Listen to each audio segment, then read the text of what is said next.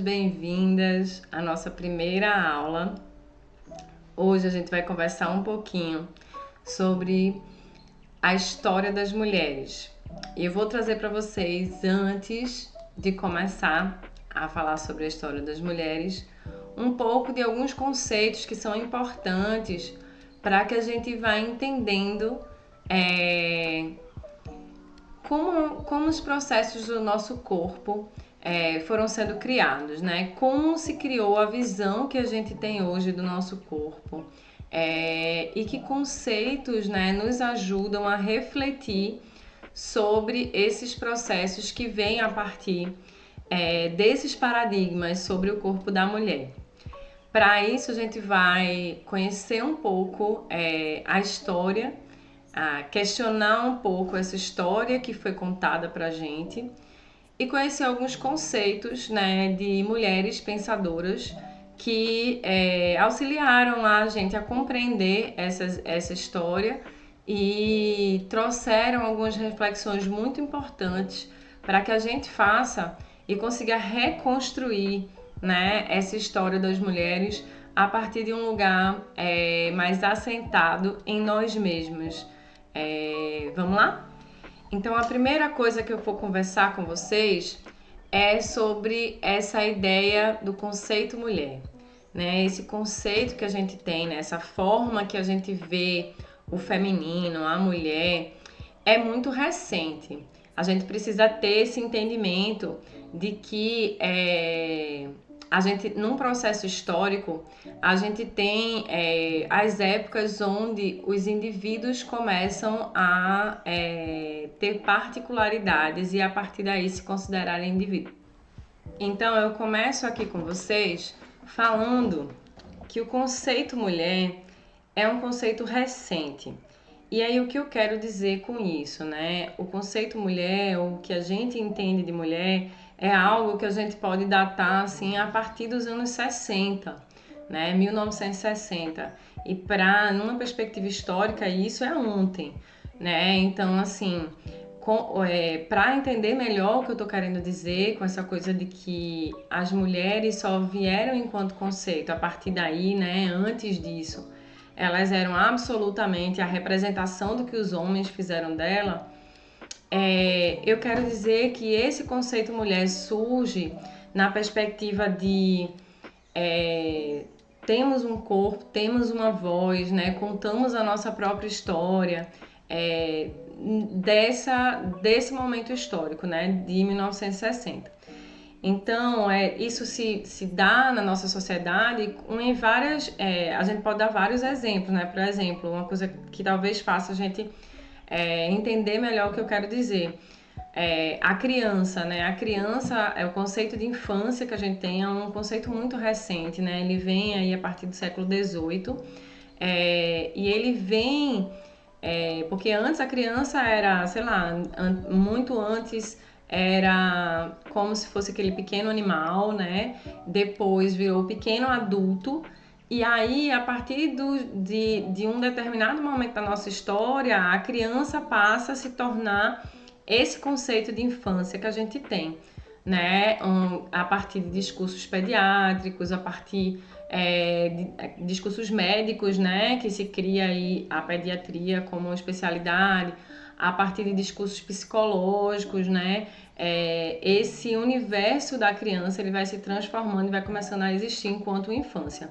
Então, a mulher, né, enquanto esse sentido, né, de mulher, e também, assim, em relação a estudos, né, o que começam a se pensar na introdução desses corpos em estudos, né, que só acontece aí muito posteriormente, né, no final dos anos 80, no início dos anos 90.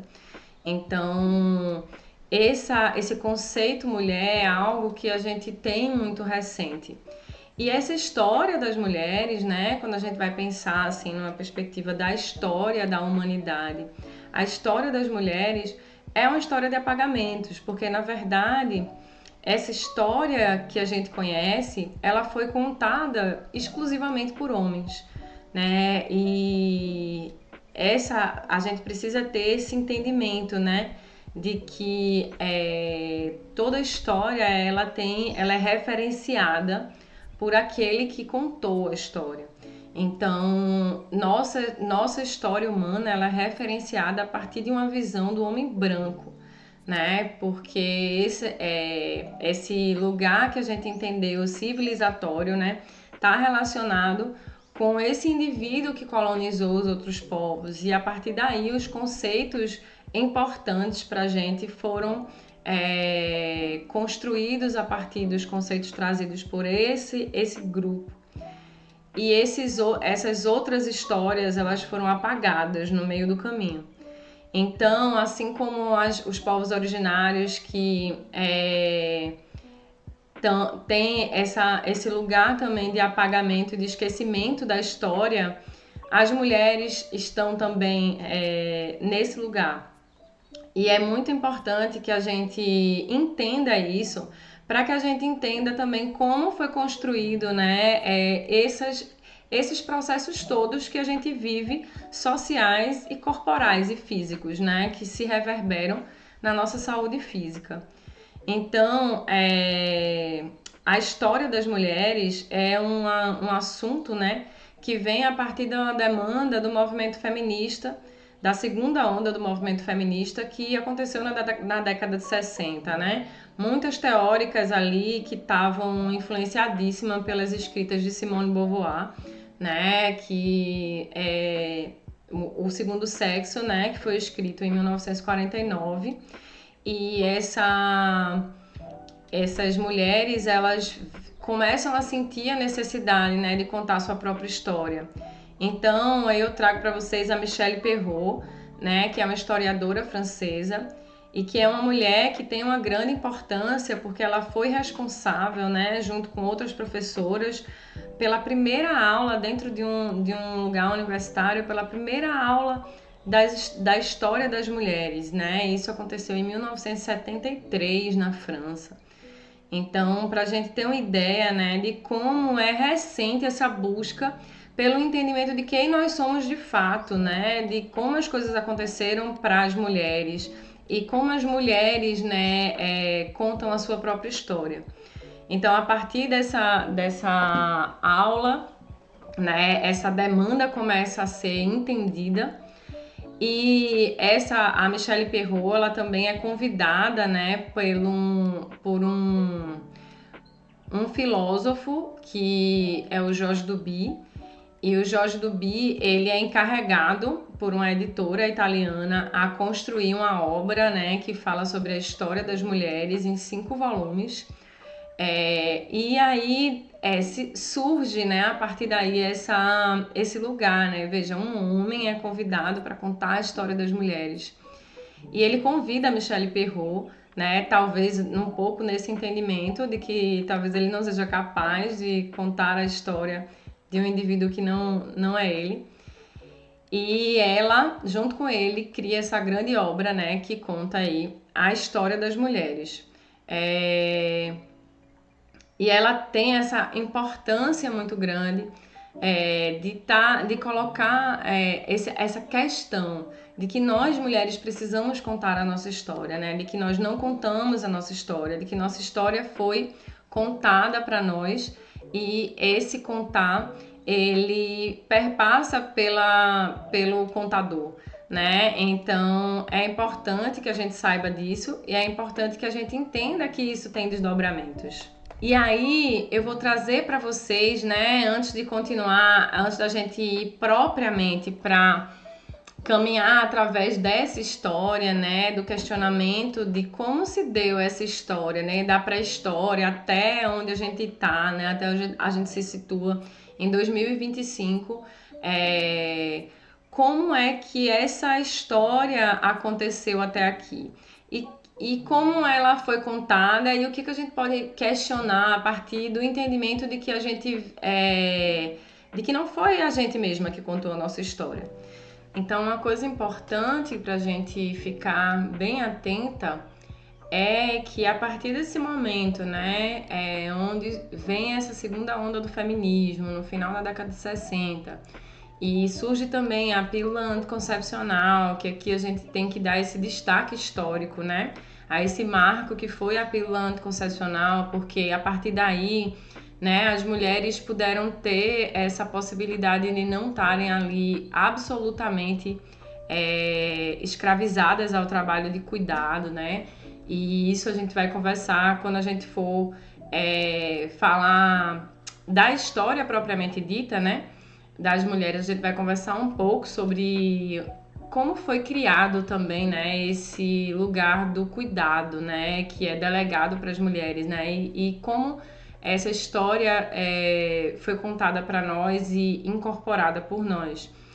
Mas inicialmente eu queria trazer para vocês, né, que a partir desse processo que se abriu aí com essas mulheres que já vinham nos estudos, né, feministas, descobrindo coisas sobre esse processo histórico. E a partir dessa aula, né, essa primeira aula da história das mulheres, começa também esse processo de contar a sua própria história, né, de compreender e principalmente compreender o que essa história contada nos gerou. Nasce também uma necessidade da gente conversar sobre outro conceito que vai sendo elaborado e discutido historicamente, que é o conceito de gênero. E aí, para falar sobre esse conceito de gênero, eu vou trazer algumas teóricas que foram importantes para, enfim, a gente vai passar de uma forma rápida, porque são assuntos necessários, mas assuntos que tem uma profundidade gigantesca, então sobre eles a gente poderia discutir um curso inteiro, mas que para a gente aqui, para esse entendimento sobre o nosso corpo e como utilizar esse corpo para a sua potência, né? Utilizar esse corpo dentro da prática diária, do dia a dia, da prática física, é muito necessário que a gente pelo menos reflita um pouco sobre esses conceitos. Então, trago inicialmente a Joan Scott, né, uma historiadora e filósofa norte-americana, que tem uma importância muito grande no desenvolvimento do conceito de gênero, trazendo que esses conceitos que a gente tem de gênero, ele é uma construção social e histórica, né, dos sexos, e que se baseia em relações de poder. Então é muito importante, né, a gente ter esse entendimento de que esse conceito de gênero feminino e de gênero masculino, ele nasce a partir de um processo que tem a ver com a dominação, né? Que tem a ver com uma relação social onde o indivíduo se considera mais importante do que o outro ou com características que dão privilégios, né? E socialmente a gente vai se encaixando, né, nesses quadrados que foram construídos. E a construção do gênero, ela parte daí. E aí,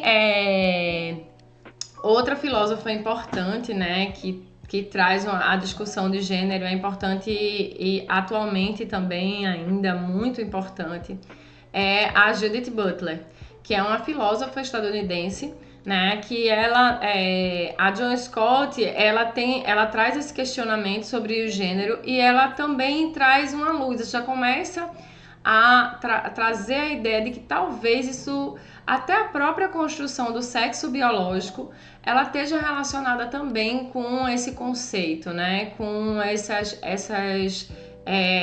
relações históricas, essa construção histórica. Então, ela traz de vez o sexo biológico para o social, né? E diz que sexo também é uma construção, né? E o gênero serve a uma ordem que faz os indivíduos performar. Então, essa frase eu acho ela muito interessante, ela é muito importante para a gente conversar sobre acrobacia, conversar sobre exercício físico, conversar sobre os nossos posicionamentos no mundo, né? Porque a partir do momento que a gente reflete e entende, né, que os processos históricos levaram à construção das nossas identidades, né, e que esses processos eles não foram simplesmente processos naturais que foram acontecendo, mas processos que têm relações sociais de dominação, né? E que tem o homem aí como o astro principal desse processo, né? E como uma referência sobre os outros indivíduos. Então, essas formas, né, que foram colocadas identitárias para a gente, elas servem para que essa ordem, né, que nos domina, ela continue. Então, é muito importante a gente perceber que a gente performa nessas ideias, né, nessas características que foram ditas para nós e constroem a nossa identidade. Eu trago para vocês aqui uma psicóloga muito interessante, que ela escreveu vários livros muito importantes e muito interessantes, e vale, né, vale a nossa citação, é a Valesca Zanello. Ela traz pra gente que a construção, né, dessa identidade de gênero feminina, ela é extremamente maléfica para as mulheres, porque ela vai aí colocar a gente em situações quase que condicionantes das nossas piores patologias, né, das nossas questões de maior adoecimento. Né? O fato de, por exemplo, ela traz um conceito que é muito interessante, que eu acho que a gente tem muito que refletir, que é o da prateleira do amor. Né? Ela fala que a mulher ela foi colocada socialmente, a identidade mulher ela foi colocada socialmente, levando em consideração que essa mulher, para que ela se entenda realizada enquanto mulher, ela precisa ser escolhida por um homem. Né? E aí, esse dispositivo de gênero que ela fala, ele aprisiona a mulher num lugar muito complexo e cria outras relações. Como, por exemplo, essa mulher que está lá na prateleira do amor, né, que ela chama, e está prestes a ser escolhida por um homem. Quando ela é escolhida, primeiro que ela já começa entendendo as outras mulheres como rivais, né, nessa prateleira. Então, eu estou aqui competindo com ela para ser escolhida por alguém. E esse sentido de competição, ele é um sentido que ele não é nosso sentido. Quando a gente vai parar para pensar nas nossas relações com mulheres mais profundas, a gente percebe que mulheres não deveriam competir. Na verdade, mulheres juntas, elas são potência, entendeu? Elas são potência máxima. E essa história, né, que foi contada pra gente, esses processos sociais fizeram com que a gente se rivalizasse. E essa rivalidade, ela é uma construção de dominação, né? Ela faz com que facilite a nossa dominação.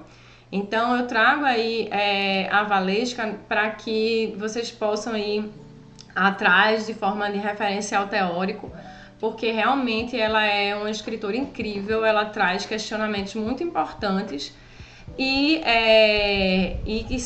que trazem muita compreensão sobre essa questão da performance, né, e de como essa performance ela vai levando a mulher para um lugar aprisionado, né, para um lugar dominado, um lugar subalterno. E aí, em 1990, né, Butler publica um livro chamado Problemas de Gênero. E esse livro ele tem uma grande repercussão. E ele vai aí ser um dos fundadores da teoria queer, né? E o que é essa teoria queer? A teoria queer, ela fala desse corpo que se expressa livremente, né? Desse corpo que não tem necessariamente o gênero masculino ou o gênero feminino, esse corpo que não se fixa em um tipo de desejo específico. Então, essa fluidez, né? E essa possibilidade da diversidade, que eu acho que é muito importante a gente ter isso em mente, assim, o quanto a diversidade ela não é um fator adoecedor da sociedade, muito pelo contrário, ela é um fator de saúde. Então a diversidade ela é uma coisa natural, né? Se a gente for parar para pensar sobre os sistemas, por exemplo, de alimentares, né? Os sistemas onde a gente produz o nosso alimento. As monoculturas, elas são um sistema falido, a gente já conhece, né? A gente já tem estudos que falam que é insustentável a gente continuar produzindo dessa forma. E esses estudos apontam, né, para a solução tá muito relacionada com a agroecologia, né, com os sistemas agroflorestais, que são sistemas essencialmente diversos, né, onde a diversidade ela é justamente o combustível para a abundância de todas as espécies, né, para a melhor produção, para a potência máxima. Então é interessante a gente compreender que a natureza ela manifesta a sabedoria de como a gente guiar a nossa existência, porque somos natureza, né? Então eu acho que entender que essa diversidade ela é favorável, entender que essa diversidade ela precisa existir é um dos lugares interessantes e que a teoria Queer tem muito para nos ensinar. Então aí eu vou trazer para vocês mais um conceito. Agora a gente vai para o conceito de interseccionalidade, que é um outro conceito muito importante, né, para a gente ter em mente, e que a partir daí a gente consegue ir compreendendo melhor essa diversidade, né, porque a gente fala que existem essas diversidades de manifestação, né, das identidades. Mas dentro dessa identidade mulher, digamos, ou mulher cis, né, a gente também tem muitas interseccionalidades, né, dentro as mulheres cis, tanto quanto as mulheres trans também, são atravessadas por muitas interseccionalidades. Isso a gente tem em todos os indivíduos da nossa sociedade, também nos homens. Mas aqui, como o nosso foco, a conversa está permeando as mulheres. Então, essas interseccionalidades, elas vão falar sobre atravessamentos que vão acrescentar camadas, né, de sofrimento social para esses indivíduos. Então, esse termo, né, interseccionalidade, ele surge a partir do feminismo negro. E a sua primeira reivindicação, né, ele talvez tenha sido a partir do discurso de uma abolicionista negra que se chama Sojourner Truth. Essa abolicionista, ela vai na Convenção dos Direitos da Mulher nos Estados Unidos, em 1851, e ela faz um discurso onde ela questiona o fato de que começa-se a falar muito sobre o direito das mulheres, sobre as mulheres não terem direitos, né?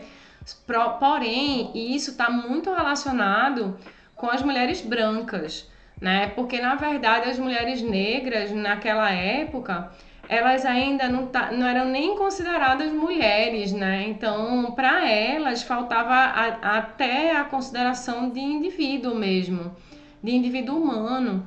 Então, era necessário se olhar aquilo, né? Existiam atravessamentos que colocavam as necessidades das mulheres, né, não podendo ser colocadas como gerais, mas essas necessidades elas iam ser diferentes, diversas, dependendo do grupo diverso que se manifeste essa mulheridade. Então, esse cerne, né, desse termo vem a partir desse discurso, né, onde começa-se a pensar sobre isso, e esse termo é criado enquanto conceito mesmo, a partir de uma norte-americana chamada Kimberly Shaw, em 1989, né? Só muito depois, muito posteriormente, esse conceito ele vem à tona enquanto conceito, né? Enquanto pensamento elaborado. E essa interseccionalidade, né? Ela vem para nos trazer uma prática que supera desigualdades, né? Ela tem um viés, como eu disse, né? Que ela nasce aí a partir dessa fala, dessa abolicionista, e ela tem um viés voltado às superações das desigualdades, né? Ela tem um viés antirracista essencial. E aí, como a gente fala em antirracismo e desigualdade, a gente não pode deixar de falar em ser antipatriarcal e anticapitalista também. Porque o nosso sistema capitalista, ele é o responsável pela desigualdade, né? Ele tem um lugar muito complexo, né? Que a gente foi se desenvolvendo e que essencialmente utiliza esses indivíduos subalternos e essas interseccionalidades para oprimir, né? Para gerar aí enriquecimento para aqueles indivíduos que são os indivíduos merecedores desse enriquecimento, socialmente merecedores, né? Que são esses indivíduos comandados pelo homem branco, heterossexual, né? Esses marcadores identitários que vão trazer aí um privilégio social.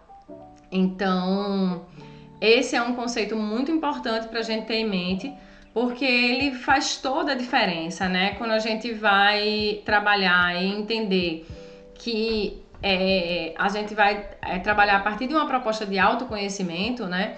A gente precisa entender qual é o recorte onde eu estou inserida, né? Qual o recorte onde as minhas alunas estão inseridas. Então, é muito importante a gente ter muito entendimento sobre essas interseccionalidades, né? Entender que esses sofrimentos, eles precisam de acolhimento para que esse cenário mude e que estamos socialmente, né, digamos, estacionadas ou construídas, né, num local inóspito para determinadas interseccionalidades, né? E isso tende a permanecer se a gente não prestar atenção, se a gente não atuar, porque é estrutural, é invisível, né? Então, a minha ação, ela colabora para determinadas opressões se eu não começo a me inteirar sobre elas e entender que reflexos elas têm e como eu posso minimizar isso. Então, a prática antirracista, né, ela precisa estar muito presente nas nossas aulas, muito presente nos espaços que a gente ocupa, nos nossos projetos, porque é só a partir daí que a gente vai conseguir construir um ambiente favorável para as mulheres. Porque essas interseccionalidades, elas nos mostram o quanto existem muitas coisas a serem feitas e como a nossa saúde coletiva ela só vai poder existir a partir do momento que todas forem atendidas e não se repetindo no processo onde uma identidade é a identidade que é validada socialmente. Então, acho que essa reflexão ela é importantíssima para a nossa jornada enquanto mulher, né, enquanto indivíduo social no mundo. Então, por isso que eu trouxe para vocês esses conceitos e essas discussões para que vocês vão fazendo esse processo de refletir sobre isso, né? De refletir assim, o quanto a minha família, né? Quais foram os processos sociais que eu passei, quais são as interseccionalidades que existem dentro da minha subjetividade, né? E a partir daí, né? Como caminhar junto com isso. Então, é isso. Trago agora um outro conceito, né? Que é o último conceito, para que a gente comece a trabalhar com a história das mulheres, propriamente dita, que é o conceito de feminino decolonial, né? De feminismo decolonial, desculpa. E esse conceito, ele é muito importante para a gente, né? Principalmente porque estamos situadas num país colonizado, né? Estamos situados num continente colonizado, o que é ainda mais grave, maior, né? Então, o feminismo decolonial ele vai surgir a partir de um outro conceito chamado colonialidade, né? Esse conceito foi criado, né, por alguns teóricos e, em especial, o sociólogo peruano chamado Aníbal Quijano, que vai trazer que mesmo depois de ficarem independentes, né, as colônias, né, os países latino-americanos, eles continuam funcionando a partir de um modelo de poder que reproduz uma hierarquia racial e também econômica. E essa reprodução, ela vem lá da época da colônia mesmo. Então a gente continua reproduzindo os mesmos mecanismos que a colonização trouxe para a gente. E isso é muito importante que a gente tenha ciência, assim. Por mais que a gente tenha avançado, por mais que a gente já tenha um passado distante, né? Dessa colonização, digamos assim, né? Não tão distante, mas somos uma sociedade democrática, vivemos num país democrático que luta por essa democracia, e ele reverbera demais, né? Tudo que foi trazido pelas colônias, de forma econômica também, quando a gente vai ver nossos processos políticos, né? Tem uma bancada ruralista, né? Tem uma bancada evangélica, e aí eu não estou querendo trazer aqui preconceitos em relação a determinada atividade econômica ou religiosa, mas a gente sabe que existe uma problemática quando a gente mistura esses grupos com a política, porque a política ela deve ser feita pensando em todos, né, e não no favorecimento de grupos individuais. E infelizmente a gente termina caindo nessa armadilha de favorecimentos individuais, né, de favorecimentos de determinados segmentos. Então, a colonização ela tem uma responsabilidade sobre isso, né? E a gente precisa ficar atenta a isso. Então, e aí a gente já vai para um outro âmbito, né? A gente sai do âmbito econômico, político, e a gente chega nesse âmbito dos conceitos de gênero, e vem uma filósofa que se chama Maria Lugones, né? E essa filósofa argentina, ela vai além ela traz que, para além desses conceitos de raça, né, que a gente está reproduzindo ainda da época da colônia, a gente também reproduz os conceitos de gênero, porque esses conceitos foram trazidos pelos colonizadores e utilizados como forma de dominar os corpos das populações originárias que viviam no Brasil. Então, assim, a gente tem aí vários trabalhos que dão indicativos sobre isso, né? Como a Jenny Nunes, por exemplo, que é uma pensadora indígena, né? Psicóloga, doutora, que trabalha aí com essa perspectiva da não monogamia. E aí, não quero trazer aqui coisas específicas para a gente, enquanto recorte, para a gente discutir, mas esse pensamento de que as populações que viviam antes aqui, elas não tinham essa definição de gênero e das relações que a gente tem, né? E isso é um processo que foi colocado através da colonização. Então, isso serve para que a gente pense que não é inerente à nossa natureza vivenciar esse processo, essa identidade, né? Esses desejos, eles estão relacionados com um processo de dominação que veio desde a época da colonização. Então, talvez os adoecimentos precisem ser pensados, os adoecimentos dessas relações precisem ser pensados também a partir desse ponto de vista, né? A partir do ponto de vista de que a forma que a gente elegeu e que a gente incorporou de se relacionar tem a ver com um processo dominatório, um processo civilizatório, de uma forma a suprimir a diversidade e colocar uma forma de visão como a forma que é instituída para todos, né? Então, eu acho que o feminismo decolonial, ele tem muito para trazer para a gente enquanto uma ferramenta para a gente pensar realmente como é que essas práticas, né? Como resgatar essas práticas desses povos latino-americanos, né?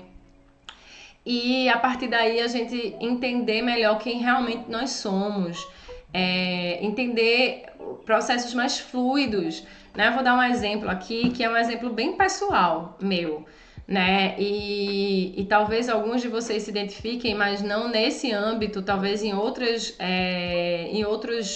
processos da vida, mas, por exemplo, o meu processo é com a religião, né? Hoje em dia eu não me considero uma pessoa que tem uma religião fixa, mas eu tenho a minha crença, né? E eu fui criada em uma família bastante colonizadora no sentido educacional, né? Porque eu tenho uma ancestralidade que ela é dupla, né? Ela vem de comunidades que são aí indígenas e quilombolas, onde eu tenho uma parte da minha família e a outra em pessoas imigrantes europeus. Então, existe na minha história um processo de apagamento dessas religiões e desses cultos, crenças a tudo que não se relaciona com o cristianismo, né? Que é essa, digamos assim, a forma filosófica de pensar a religião que vem com a colonização, né? E que vem também com essa roupa de ser a única forma civilizada, né, de pensar a sua crença nesse, digamos, no mistério. Então, eu passei a minha infância e a minha adolescência me sentindo um enorme desencaixe nesse lugar, né? Um desencaixe muito grande no sentido de que tudo que era oferecido para mim não fazia sentido nenhum. Né? Uma primeira comunhão não fez sentido, né? Quando eu pude escolher, não fiz, que era a crisma. Casar na igreja também para mim não fazia sentido, porque aqueles símbolos não eram os símbolos que faziam sentido para mim. E aqui não cabe nenhum julgamento de se aquilo é melhor ou não, tá? Aqui a gente tá falando sobre populações que têm a sua ancestralidade e a sua pulsão, né, filosófica, e outras sociedades que reprimiram isso de uma forma a construir uma identidade falsa quase para as pessoas. E esse desencaixe ele acontece, gente, porque os processos ancestrais e da nossa alma são muito fortes, né? São mais fortes até, talvez, que os processos sociais. Então eu passei a minha vida inteira sentindo esse desencaixe da religião. E eu só fui começar a entender isso a partir do momento que eu comecei a me relacionar com alguém de uma outra religião, e esses símbolos começaram a fazer muito mais sentido para mim, né? E eu comecei a perceber assim que eu tinha preconceitos em relação a determinadas coisas que depois eu percebi que elas faziam parte da minha identidade também, né? Eu vou dar um exemplo assim bem raso, mas para mim é um exemplo muito primordial, assim, que para mim é uma virada de chave no meu processo de me encontrar, né? Que é perceber, assim, eu tinha uma aversão, por exemplo, ao cheiro da arruda. E essa planta maravilhosa, a arruda, né? Ela pra mim era tipo um cheiro estranho, um cheiro que causava um desconforto que eu não sabia de onde vinha, mas que eu sentia. A primeira coisa que eu pensava era já macumba, sabe? E nesse sentido pejorativo mesmo, né? Então, porque foi esse sentido que foi me dado, né, enquanto informação durante a minha formação de vida. E aí eu comecei a entrar em contato com o que realmente as coisas são, a partir da convivência com esse companheiro que me trouxe a verdade sobre a crença dele, né? Me trouxe uma desmistificação, né? E eu comecei a entender que que existia realmente um descompasso na minha saúde que vinha a partir dessa negação, né, da negação da minha ancestralidade, das minhas práticas, e a partir daí eu resgatei toda uma história dentro de mim, né, com as ervas medicinais, com essa ancestralidade da terra, do cuidado com as plantas, né, que tá aí, envolve todos nós, assim, minimamente, quem aqui, né, onde eu me localizo, eu moro numa área rural, da região metropolitana do Recife. Já não é mais região metropolitana, né? Já é zona da mata, mas aqui chama de zona da mata. mas fica perto da região metropolitana, é uma área rural, mas eu cresci, né, na cidade do Recife, e muita gente mesmo que mora em Recife tem essa ancestralidade do interior, né, que está em comunidades que surgiram de forma miscigenada, com quilombolas, com indígenas. A gente tem essa riqueza cultural muito pulsante aqui, né, na nossa região, e eu sei que isso faz parte, né, a ancestralidade desse movimento da terra, desse movimento rural, é de muitas mulheres também daqui.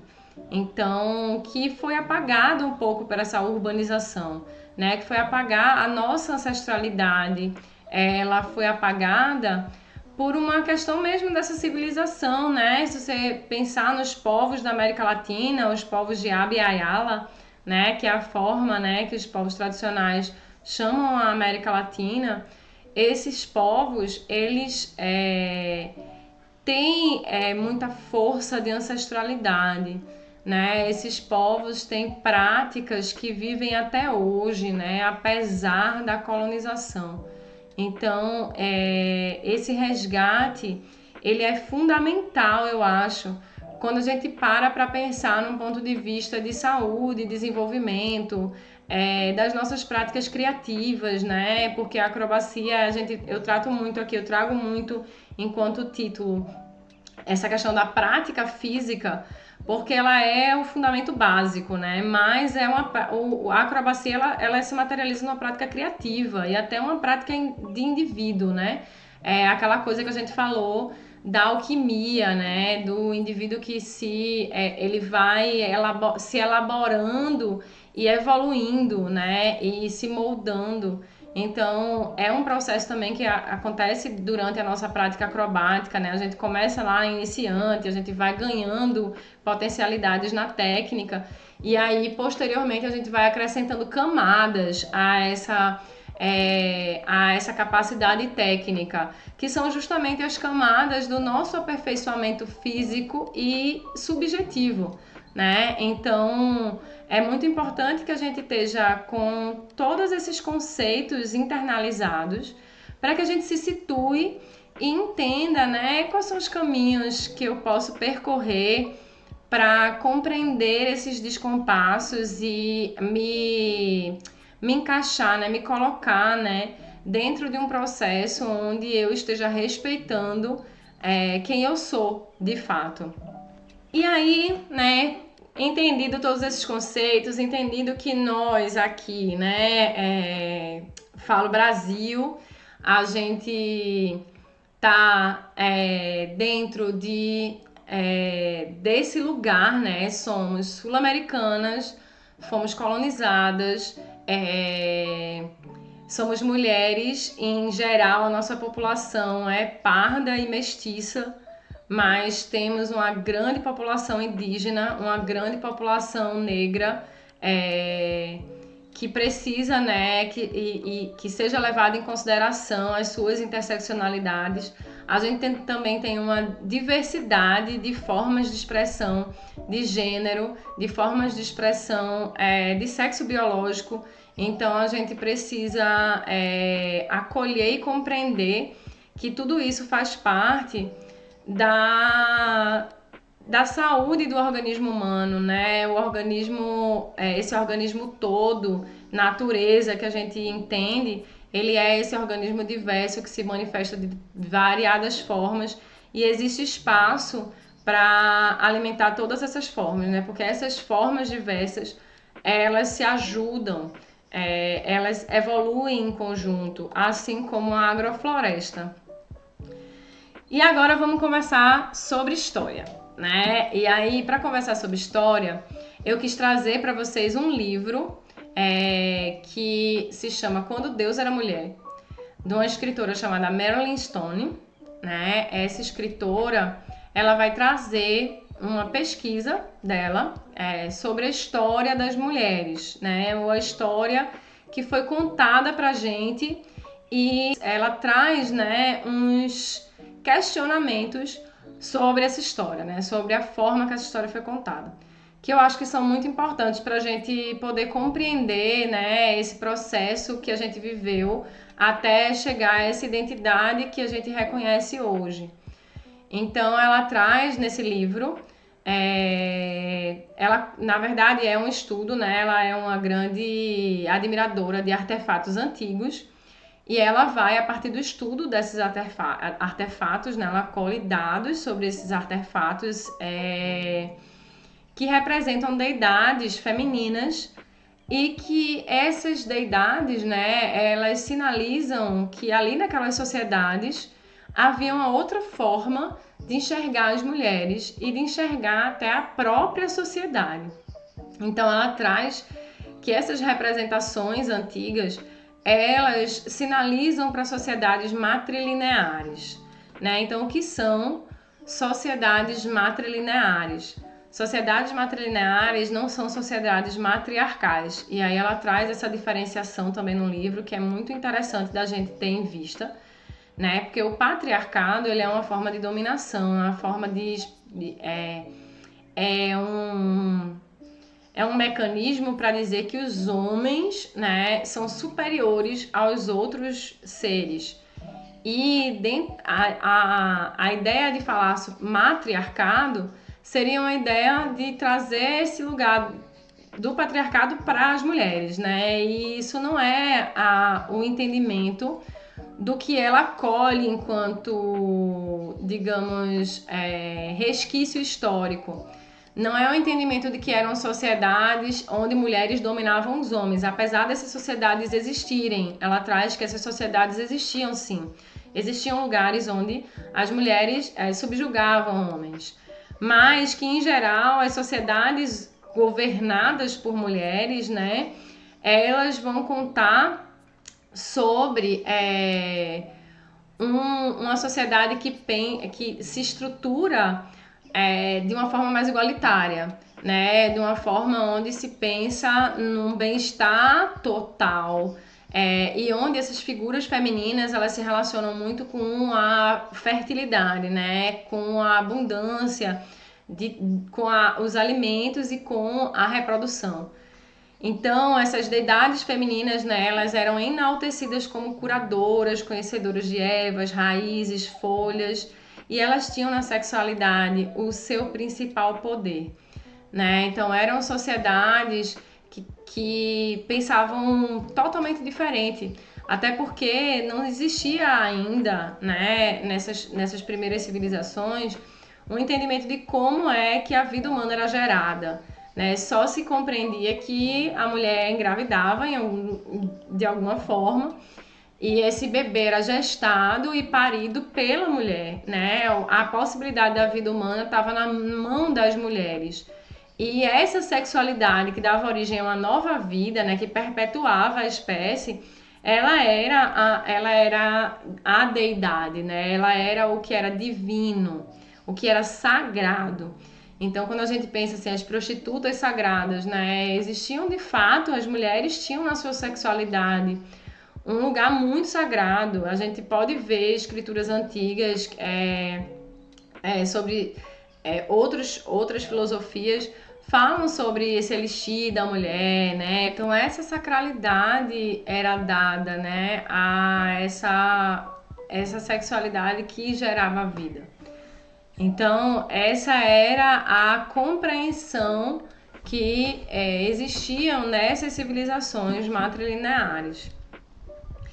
E aí, essas sociedades, ela começa a haver uma invasão das sociedades matrilineares pelos povos indo-europeus, que eram esses povos que cultuavam um Deus único, masculino, e que teve como estratégia de poder e foco, né, de repressão, essa sexualidade sagrada. Porque a partir daí, né, a partir desse movimento que se começa a entender de onde vem a reprodução, né, como a reprodução acontece, se começa também o processo dos homens de quererem essa identificação dessa paternidade, né? Dessa hereditariedade. E então esse processo todo vai se dando a partir desse domínio dessa reprodução, desse poder reprodutivo. E aí o que acontece, né, a partir desse processo de dominação? O que ocorre é a dessacralização desse corpo da mulher, né? Essa mulher que era sagrada, agora ele vira um corpo que não é nem validado completamente, né, como um corpo humano, dependendo de como seja essa mulher, né? Então muda o sentido da fertilidade. Essa fertilidade agora ela é uma ferramenta de opressão, né, para a mulher. Então, um sistema que pretende explorar esses corpos, né, explorar a terra, explorar a força de trabalho, o corpo não pode ser da pessoa, né? O corpo não pode ser sagrado, porque o corpo é como eu falo para vocês, assim, aqui o grande objetivo, né, desse curso, ele tá em despertar em vocês essa sacralidade do corpo, né, de vocês, essa forma de expressão divina que existe no nosso corpo e que nos individualiza, né, numa experiência única. O nosso corpo, ele é uma experiência única, né? E se ele não tá ali para servir, ele tá para se expressar na sua potência máxima. Então, o que acontece é que a gente teve um processo histórico que pegou esse corpo expressivo de potência e ele suprimiu essa potência, né? Através dessa repressão a esse processo da reprodução enquanto fertilidade, né? Enquanto possibilidade de criar. Quando a gente vai avançando, né, historicamente, aí a gente também pode dar um recorte de outras coisas que foram começando a existir, né, a partir desse movimento de desacralização desse corpo, né, essas sociedades que tinham esse entendimento de um deus masculino, né, de um masculino que representava uma força de guerra, de dominação, de violência. Essas sociedades que foram sendo assimiladas, né, foi começando a ter uma característica nessa assimilação, que era, né, o assassinato dos homens dessas tribos que eram assimiladas e a assimilação das mulheres enquanto força reprodutiva, então, e força miscigenadora também. Então, essas mulheres eram incorporadas, elas eram estupradas nessas tribos e elas geravam outros indivíduos, né, para essa população. E aí a gente pode entender, né, que nasce essa cultura do estupro, né, a cultura da violência do corpo da mulher servir a um propósito masculino e não necessariamente ser um corpo de criação abundante para si mesma, né? Então, nosso processo histórico ele tem uma responsabilidade primordial, né, no que a gente entende, nos processos que a gente vive hoje em relação a nós com nós mesmos, né? Então aí eu vou fazer um pulo histórico para a peste negra na Europa, né? Eu trago esse recorte porque eu acho que é muito importante, porque a partir daí a gente tem a instituição mesmo, né, desse quadro, né, dessa forma de existir de dominação. Então, nesse período pós-peste negra, né, a Europa sofria com a grande perda populacional e essa perda populacional gerou, né, uma necessidade de uma força reprodutiva que gerasse mão de obra, né, para, digamos, suprir aquilo que estava acontecendo, né, de crise populacional, que era bem grande, tá, gente? Porque a peste negra ela deu uma varrida na população na época. Então, assim, para que isso fosse possível, né, para que esse poder instituído ele tivesse essa dominação em relação à quantidade de pessoas, né, a natalidade, precisou essencialmente de um controle do corpo das mulheres, né? As mulheres nessa época, imagina, né, pós-pandemia aqui, a gente pode ter uma ideia, assim, quem de vocês, né, logo depois que acabou a pandemia, não estava num cenário assim muito complicado, né? Muito, digamos assim, emocionalmente complexo e até mesmo a grande parte, né? Óbvio, teve aquelas pessoas que se aproveitaram muito, que enriqueceram muito com a situação que a gente viveu, mas a maioria empobreceu, né? Então, quando a gente vive uma crise nesse nível, uma crise de saúde pública, né? Onde a gente tem um número elevado de morte, né? Onde a gente tem uma crise sanitária, ainda mais nessa época onde a gente não tinha recurso nenhum, né? Como a gente teve na pandemia de Covid, que é um outro cenário. A gente não sai de um movimento desse, as mulheres querendo ter filhos, querendo construir famílias enormes e parir uma vez por ano. Não, né? A gente sai de um cenário de terror desse tentando sobreviver. Então, como fazer para que essas mulheres tivessem filhos, né? Controlar os corpos, né? Controlar a força reprodutiva. E esse era o plano. Então, essa caça às bruxas, ela também, né, é importante. Outro ponto que é importante a gente observar nesse processo é que esse caça às bruxas, ele também se desenvolve num período em que a humanidade estava transicionando de uma economia para outra, né? Então, existia ali um processo de economia de subsistência e troca, né? Que era instituído, e esse sistema ele começa a ser transicionado para um sistema monetário, onde existe uma moeda que se troca pela mercadoria ou pelo serviço. Então, nesse momento, né, além dessa estrutura, além dessa mudança de sistema, também começam a se criar algumas estruturas que a gente conhece hoje, como, por exemplo, a estrutura familiar, né, e esse contrato de casamento, contrato social de casamento. Então, a partir daí também se institui esses papéis, se institui mais essas delimitações de gênero, né? E essas terras, né, que antes eram um bem comum da aldeia, onde elas estavam, elas começam a ser demarcadas e viram uma propriedade privada e vão virando propriedades privadas, né? E aí é muito doido, porque essa prática é uma prática que ela se reverbera, né? A gente continua funcionando nesse caminho, né? O caminho de uma estrutura comunitária que ela uma estrutura gigante que teoricamente é uma ideia comunitária de aldeia, mas que ela se reparte em loteamentos individuais. Então, se a gente for parar para pensar, a gente vai encontrar paralelos disso em muitas situações que a gente vê acontecendo ainda na nossa atualidade.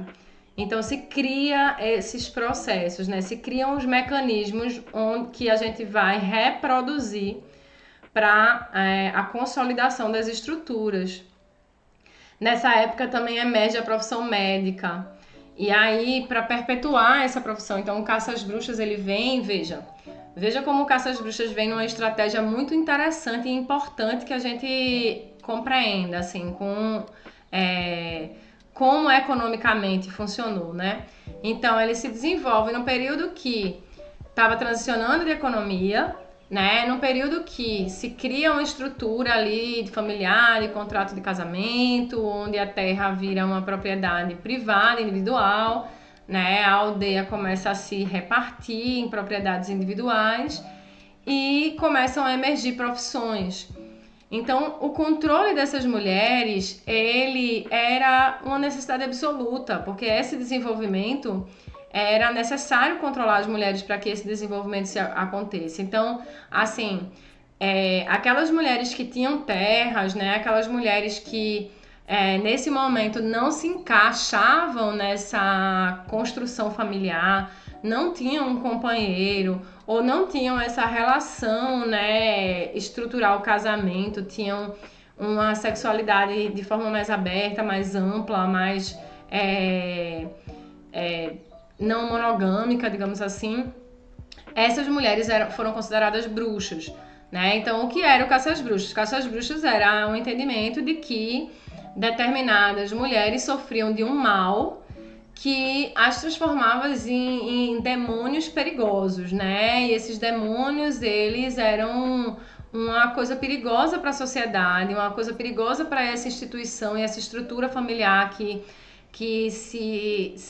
surgia, né, como algo muito importante, como algo como um marco civilizatório. Então, assim, o caça às bruxas ele vem para desestruturar as mulheres em todas as possibilidades de estruturas que vão sendo criadas, né? Então, assim, como emerge a profissão médica, é necessário que os médicos tenham o domínio, né, sobre os cuidados. Mas naquele momento de peste negra, né, as mulheres tiveram um papel primordial, porque eram elas que cuidavam, eram elas que eram as enfermeiras, eram elas que tratavam, né, a partir das ervas, do conhecimento das plantas, do conhecimento da natureza, do conhecimento da alimentação enquanto saúde. Eram essas mulheres que cuidavam e que minimizaram muito o sofrimento da peste negra. E para que essa profissão ela emergisse, né, para que essa profissão ela se consolidasse, era necessário tirar essas mulheres da jogada. Então essas mulheres elas também foram consideradas bruxas, tá? Então outra função que também foi considerada bruxa eram as parteiras, porque os médicos eles também entram aí nesse momento na sala de parto, né? Se institui esse parto. Que vai aí se criando um processo até a hospitalização do parto, mas é muito antes, né? Quando os médicos tomam lugar nos partos e os homens começam a ter esse controle do útero. Então, essas mulheres também foram consideradas bruxas. E aí é muito importante que a gente perceba, né? O quanto essa caça às bruxas ela tem a ver com esses planos econômicos, né, de crescimento.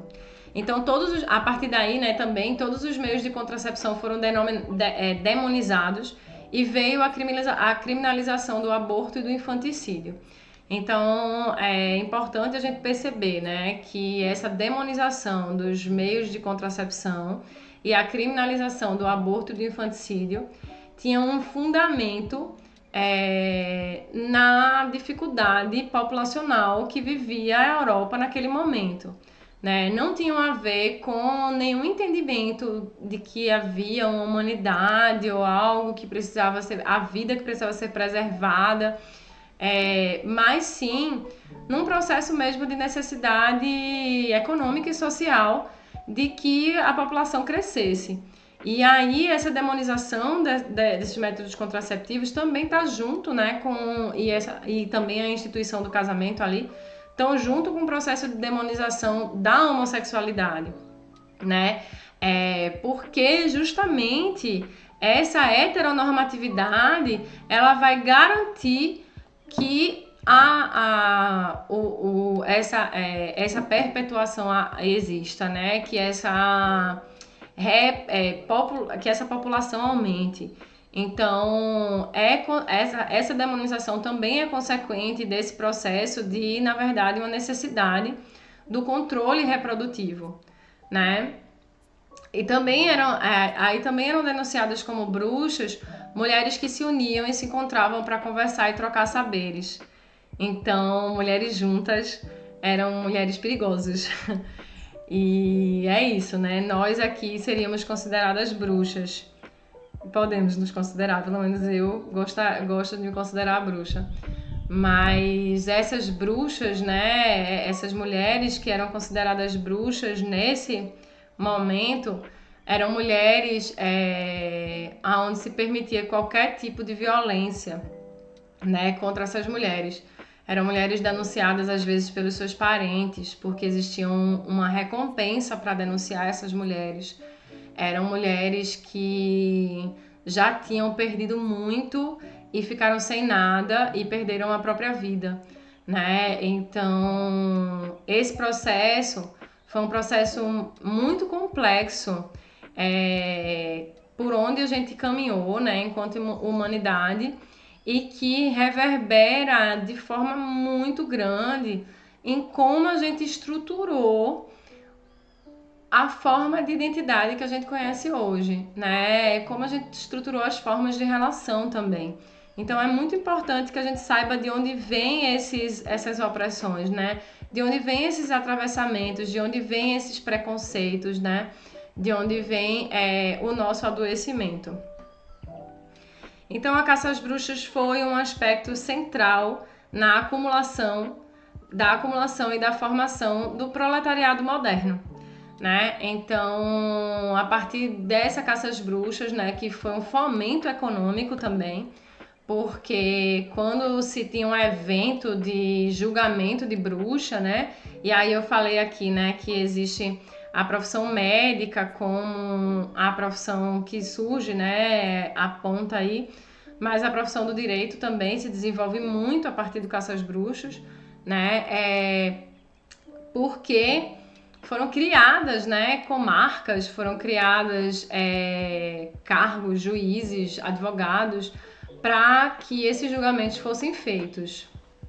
Porque foram criadas comarcas, foram criadas profissões, né? Nasceram muitos juízes, muitos advogados, para que esses julgamentos acontecessem. Então, existia aí, a gente tem, né, registros históricos que contam sobre príncipes que solicitavam, né, às vezes, um julgamento para conseguir arrecadação financeira para reformas na cidade. Então aquilo ali era um fomento, né, colocado em praça pública. Existia a venda de produtos a partir daquele evento, né? Existiam essas profissões, né? Existia a contratação de advogados, os juízes, a abertura da comarca. Então, essa virou uma forma da economia se manifestar naquela época. E também uma forma de enfraquecer esse poderio das mulheres em todas essas áreas, né? Então é muito importante que a gente tenha essa clareza. E existia todo tipo de questão complexa, né? Por exemplo, aí a gente teve a criação dos advogados. E os advogados, eles podiam... A mulher, ela poderia ter a defesa de um advogado, né? A mulher é considerada bruxa. Porém, ela precisava ter dinheiro, né? E esse dinheiro estava relacionado com o marido que tinha. Então, as mulheres que sobreviveram às caças bruxas eram mulheres que se agarraram nessa estrutura, que legitimaram essa estrutura como uma estrutura válida. Então, a gente precisa compreender que a gente teve um enorme extermínio de mulheres que estavam tentando escapar desse sistema, né? Escapar dessa caixinha, né? Dessa estrutura que foi desenhada pra gente. Então, o processo da caça às bruxas, ele tem, assim, para mim e para muitas teóricas, né, que estão aí dentro desse meu lugar de estudo, como o grande perpetuador dessa violência, né, o grande naturalizador dessa violência contra as mulheres, né. Para as bruxas, aí era permitido estuprar bruxas, né, era permitido o escárnio dessas mulheres, era permitido o bater, o violentar, queimadas, né? Elas morriam. Então, assim, não tem violência mais horrenda do que essa. Então, assim, essas violências, elas continuam reverberando na gente, assim, sabe? Porque elas criaram a forma que a gente estruturou as coisas. Então, quando a gente vê aqui processos onde uma mulher que começa a ter voz e denunciar estruturas muito corruptas de poder dentro de comunidades, ela é assassinada, né? Ela que tem um cargo eletivo numa sociedade democrática, ela é assassinada, assim, de uma forma completamente, né? De repente chega alguém lá e atira e fuzila o carro dela, sabe? Assim, e essa mulher, e a ação dessa mulher tenta ser apagada, a ação dela. Então ainda vivemos nesse mecanismo onde a violência contra as mulheres é permitida, né? A gente tem aí a lei do feminicídio, que ela vem para auxiliar minimamente essas mulheres que sofrem diariamente com essa estrutura, né? Essa estrutura que ela tem esses processos, e se a gente for pensar de uma forma muito essencial nela, ela repete os mecanismos, né? Porque quando a gente vai pensar nas relações abusivas, né, que a gente tem hoje em dia, e aí esse cenário ele é totalmente relevante quando a gente pensa na nossa prática de saúde, na nossa prática física, né? Nossas relações, a forma como a gente se relaciona, também tem a ver com a forma como a gente vê o nosso corpo, com a forma como a gente cuida do nosso corpo, com a forma que a gente cuida da gente mesmo, né? Então, assim, muitas mulheres ainda vivem em situação de violência em relação a homens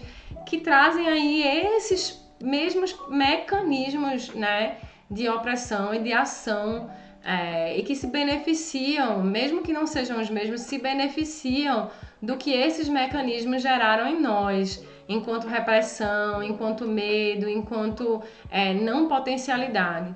Então, é muito importante a gente refletir sobre esse processo histórico, entendendo ele, entendendo que reverberações isso teve. Porque aí, quando a gente sai, né, desse contexto mais europeu, que aí até pode cair numa armadilha, né? A gente está novamente aqui discutindo feminismo branco. Não, a gente está discutindo de onde veio uma estrutura que se manifesta de forma repetitiva, né? Assim como os ciclos da natureza, que a gente vai conversar um pouquinho mais. Mas esses ciclos, né, a gente tem mecanismos também que continuam atuando, que só mudam às vezes de roupagem, né? E aí o Caça às Bruxas, gente, ele termina e no final do Caça às Bruxas nasce o capitalismo. Então o Caça às Bruxas é todo um mecanismo histórico, né, de estruturação de uma sociedade para que o capitalismo seja instituído. O capitalismo enquanto esse sistema, né, que oprime muito as mulheres, né, que traz muito adoecimento social para todos, né, para todas nós. E aqui, inclusive, eu com certeza estou falando aqui para a maioria de mulheres empreendedoras, né? O que entra num recorte de opressão aí ainda maior, porque a gente tem que lidar ainda com vencer as nossas síndromes de impostora, né? Que vem todas desse processo, onde a gente foi tão invalidada, né? A nossa potência criativa, ela é risco de vida numa sociedade dessa. Então, a gente foi suprimida de toda a nossa potencialidade. Então, é muito importante que a gente tenha tudo isso dentro de nós e faça um processo reflexivo, né, de como isso reverbera. E aí, quando a gente vai sair desse recorte europeu e a gente traz aí o recorte para as Américas, né, para essas sociedades que foram colonizadas, a gente vai ver esse mecanismo se repetindo de alguma forma. Né? Quando os colonizadores chegam na América, eles encontram os povos originários aqui vivendo, né, com as suas práticas sociais, e eles entram aqui deslegitimando essas práticas e incorporando os saberes, né, colocando o saber máximo, né, como seu saber, e para que, assim, óbvio, né, quando se chega aqui, não se encontra povos resilientes, né, que vão aceitar essa introdução desses outros saberes e dessas outras formas de se vestir, Não, ele encontra povos resistentes, né, povos que têm aí na sua ancestralidade um lugar de essência, um lugar potencial. Então há uma grande resistência, né, a essa introdução dessas outras formas, né, essa outra forma. E para isso ele usou essa inteligência, né, que foi uma inteligência, um mecanismo, né, porque isso não pode ser considerado inteligência. Mas esse mecanismo, né, que é o mecanismo de eu me aproprio da sua prática, eu valido ela de alguma forma dentro da minha. Então, assim, muitas coisas foram acontecendo assim, né? Dentro principalmente dessa questão da religião. Então, a gente tem essa miscigenação que acontece e ela é, na verdade, uma supressão de um povo através desse mecanismo de eu sugo algumas coisas, alguns saberes, eu incorporo esses saberes à minha crença e a partir daí eu englobo essas pessoas, né? Eu faço com que elas se sintam pertencentes e eu domino elas.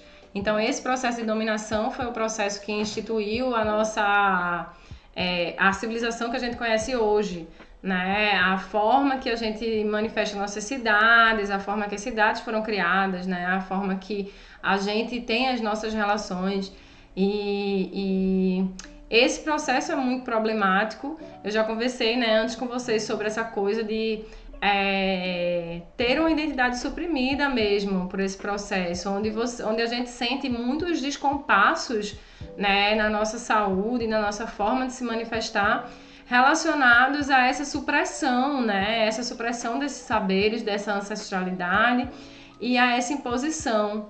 E aí, quando a gente pensa qual é essa imposição, né? Como é que essa história foi contada? A gente vai e fica ainda mais complicado para a formação da nossa subjetividade. Porque o que é a história cristã, ela é fundamentalmente, né? Ela está fundada, assim como outras filosofias, se a gente for parar para pensar, em colocar a mulher como a figura que causa os desastres, né? Como uma figura perigosa. A mulher representa um perigo. Ela é a Eva que comeu a maçã proibida, né? E se relacionou com a serpente de uma forma que trouxe todos os males para a humanidade. Né? Essa história ela se repete, por exemplo, na caixa de Pandora, né? Pandora abre a caixa e os males vão para o mundo. Então, é colocado na nossa subjetividade um lugar de responsabilidade pelas dores do mundo. E aí, quando a gente começa a observar isso de uma forma mais profunda, a gente vai compreender também esse lugar do cuidado, né, na nossa sociedade, que também está relacionada com esse lugar aí onde foi estruturada essa coisa da reprodução, né, do controle reprodutivo das mulheres. Esse lugar de aprisionamento no cuidado, né, na função de cuidar.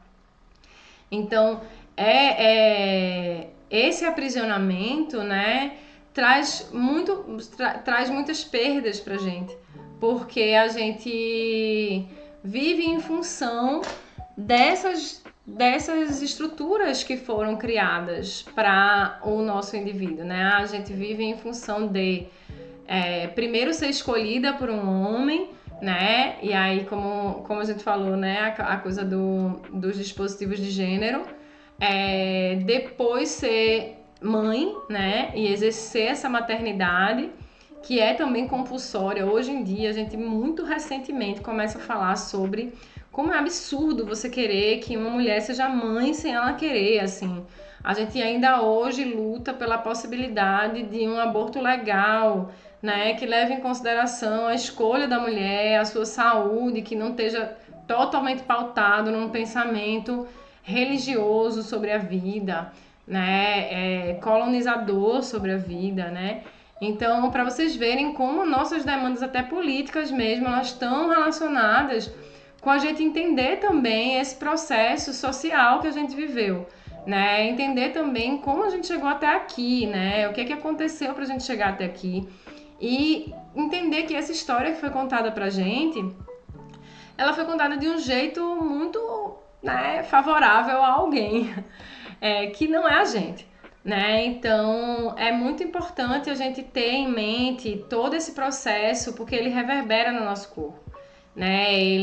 Esse processo está relacionado, vai passar pela forma estética, né? Como eu falei, né? Do visual, né? A identidade visual, a forma que a gente quer se mostrar, o que a gente pretende, né, com o nosso corpo. Quando a gente, por exemplo, escolhe uma prática física, e aí a gente pode ver que muitas vezes a nossa escolha pela prática física não está atrelada necessariamente à saúde, mas está atrelada a um desenho visual, né? Há uma expectativa de corpo que foi criada para aquele processo. E o capitalismo, ele é mestre, ele é um sistema mestre nessa coisa de criar necessidades, né? Porque fundamentalmente é isso. Então, ele vai pegando essas histórias antigas, essas estruturas antigas, e ele vai dando outras manifestações para essas estruturas. Então, agora o negócio é todo mundo malhado e suplementado. Então, vai todo mundo correr para poder corresponder a essa estrutura. Quando, na verdade, essa estrutura está baseada não na saúde desses corpos, não no desenvolvimento e na plenitude desses corpos, mas num sistema que cria necessidades e que se alimenta a partir dessas necessidades, né? Então, isso vai acontecer em diversos âmbitos da nossa vida.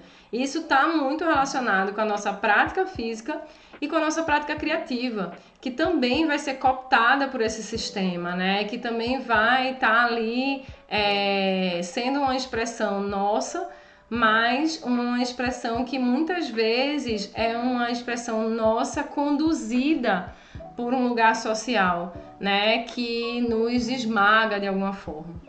Então, essa reflexão que eu gostaria de trazer com esse conteúdo para vocês.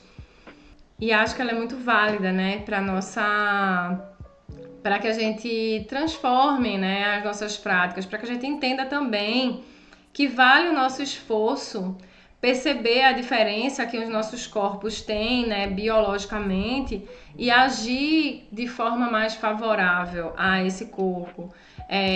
E isso aí não necessariamente eu estou trazendo aqui, vou trazer para vocês a fórmula mágica do bolo, né? Ou o método, que o capitalismo é o método, né? Eu vou trazer um novo método aqui, esse método vai ser o método de vocês se desenvolverem plenamente. Não.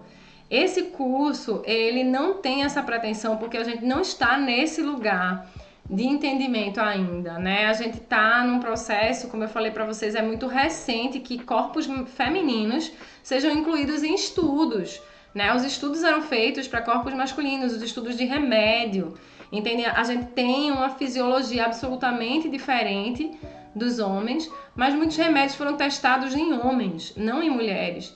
Então a gente começa agora a ter esse entendimento. E esse entendimento ele só existe por conta de uma demanda, né? Ele não vem da mágica, ele não vem que nem o capitalismo quer, né? Um final de semana a gente faz uma imersão e aí já estamos todas sabendo sobre isso e podendo colocar metodologias em cima disso. Não, é um processo de, primeiro, reconhecimento, né? De que estamos baseadas em práticas masculinas, temos uma história que atravessa os nossos corpos e esses corpos eles têm uma particularidade na sua manifestação e a partir desse conhecimento, desse entendimento, as mulheres agora vão buscar, né, o que de fato vai ser benéfico, né, obviamente utilizando os recursos que a gente já tem, né, a gente já tem recursos que falam sobre qual a melhor atividade física para quando o corpo está vivenciando fisiologicamente isso ou aquilo. Então a gente já tem uns apontamentos, mas a gente não tem como ainda, né, a gente não tem ainda, vivência suficiente dentro desse processo de entendimento do que as mulheres vivenciaram, do que socialmente nós estamos vivenciando ainda, né, da individualidade, da diversidade, desse conceito mulher, desse corpo mulher, né, da manifestação desse corpo também. E como isso pode se transformar em algo que realmente a gente vai sistematizar como uma nova forma, nova proposta, né, de metodologia desses corpos. Mas eu sinto que a minha proposta aqui está muito mais relacionada a falar da minha experiência, né, de como eu faço isso comigo mesma, né, de como eu tenho descoberto isso no meu corpo, para propor que vocês descubram também no corpo de vocês e a partir da geração dessa demanda a gente comece, né, a ir por caminhos onde hajam estudos mais direcionados para essa possibilidade, né? Para esse outro universo de pensar os corpos femininos enquanto corpos cíclicos que têm uma variação hormonal, e essa variação hormonal vai trazer variações metabólicas, e isso precisa ser levado em consideração quando a gente planeja, quando a gente executa coisas, quando a gente espera, né, resultados desse corpo também, que eu acho que é uma grande coisa que a gente tem que saber aqui. A gente quando a gente projeta, né, um treino, a gente projeta uma criação, a gente tem um objetivo com aquilo. E esse objetivo, ele vai poder ser aperfeiçoado a partir dessa observação, a partir desse entendimento de que funcionamos de forma diferente, né? Então, quando uma mulher se descobre cíclica e começa a aplicar na vida dela a ciclicidade dela, ela vai quebrar menos a cabeça do que aquela mulher que fica tentando o tempo todo ser linear, produzir do mesmo jeito, que fica se cobrando a ter esse desenvolvimento que foi instituído, né? Que não é um desenvolvimento orgânico. Então, eu acho que é nesse lugar que se encontra aqui a proposta, né, desse curso, a proposta dessas aulas. E com isso eu concluo essa aula e vamos seguir na nossa jornada, agora falando um pouco mais sobre a fisiologia desses corpos, né? A gente entendeu aí os processos históricos que atravessam os nossos corpos e agora a gente vai entender a fisiologia desses corpos.